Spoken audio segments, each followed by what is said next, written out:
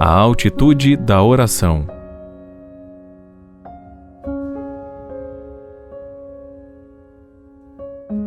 Capítulo 1. Verdadeira oração, a fonte do nosso bem. Nosso propósito na Terra. Alguns de vocês se questionaram por que vocês estão aqui na Terra. E para muitos de vocês, sem dúvida, parece não haver razão.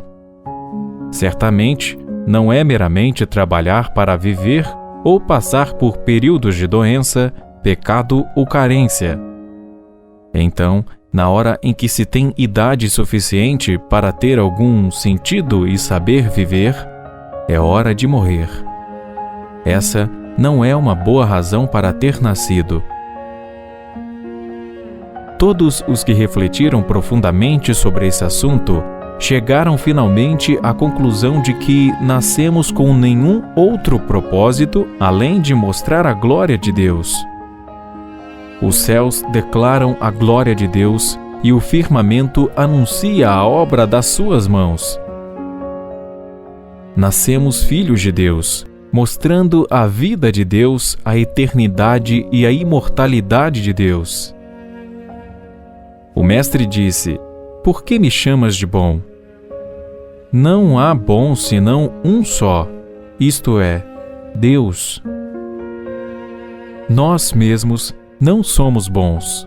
Somos apenas os instrumentos pelos quais o bem do Pai alcança o mundo, e nascemos com o propósito de mostrar a beleza, a graça e o amor de Deus, e não nossas próprias virtudes. Nós nunca nascemos meramente para trabalhar a fim de sobreviver.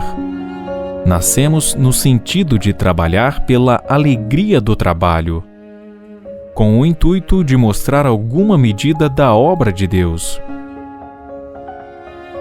Nunca nascemos para gerar filhos sofrendo, para viver de suor e labuta ou de lágrimas. Nascemos com o objetivo de sermos herdeiros de Deus, co-herdeiros de todas as riquezas celestiais aqui na Terra. Por que então perdemos o caminho? Porque desde a nossa infância fomos afastados de Deus, por não sermos ensinados a viver conscientemente em Deus. Fomos afastados de Deus mesmo quando ainda estávamos no ventre de nossa mãe.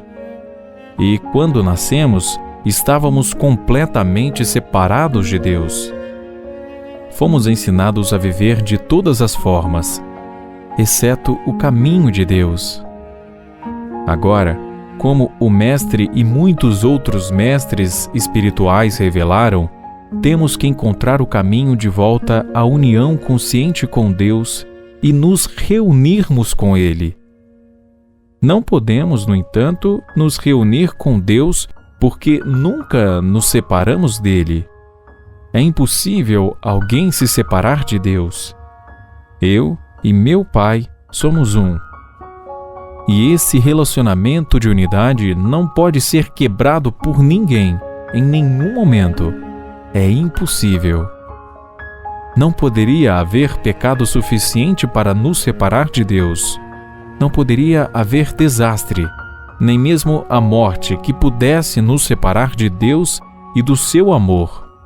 Porque uma pessoa não pode ser separada de si mesma. Um é um, e eu e o Pai o constituímos. Você e o Pai constituem aquele que é inseparável e indivisível.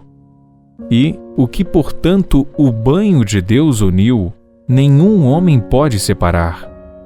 Não é uma questão de não deixe o homem separado. É uma questão de o homem não ter o poder de se sobrepor a Deus. É uma forma de egoísmo acreditar que o homem pode desfazer a obra de Deus. Isso tornaria o homem maior que Deus. O que, portanto, Deus uniu, nenhum homem pode separar.